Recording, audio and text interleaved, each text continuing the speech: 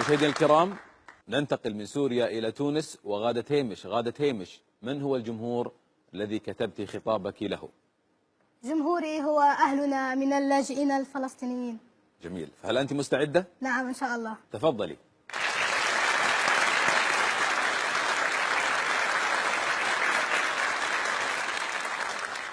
بسم الله الرحمن الرحيم. إلى من حملوا الحديقة في أصيص، من لم يبق لهم من البيت سوى مفتاح.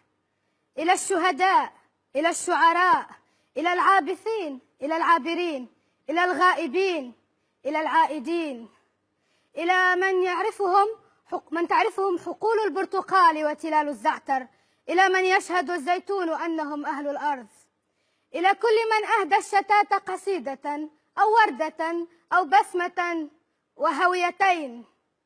إليكم يا أهل الشتات واللجوء والمنفى أوجه اليوم خطابي. لقد علمنا آباؤنا وأجدادنا أن القدس هي البوصلة، وأنكم أنتم عصب الحكاية، ونحن اليوم نعاهدكم أننا لن نقترف خيانة النسيان. سوف نحدث أبناءنا عن طفل في العاشرة لا يكبر أبدا يشيح بوجهه عنا منذ 40 عاما، وسوف نخبرهم كيف لطخت صورة حنظلة على جريدة في يد ناجي علي بدمائه حين اخترقت رأسه رصاصة غدر. سوف نحكي لهم قصة القنديل الصغير قبل النوم، وسوف نحكي لهم أيضا قصة لميس الصغيرة في رحلتها إلى الخلود مع غسان كنفاني.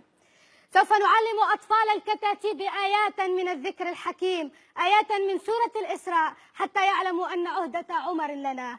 سنعلم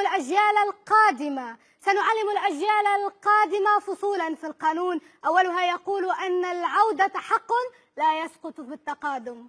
وسوف نرسم لأطفال وطننا العربي خريطة العالم بأيدينا، حتى يعلموا أن كل خريطة لا يبدو وجه فلسطين عليها هي خريطة زائفة. سوف نعلمهم درسا في التاريخ يقول أنهما هجرتان لا هجرة واحدة، ودرسا في الأمل يقول أنها نكبة فنكسة فنهضة.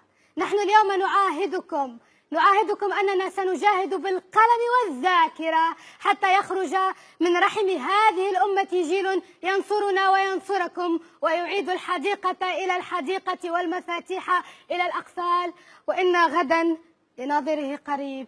شكرا لكم والسلام عليكم.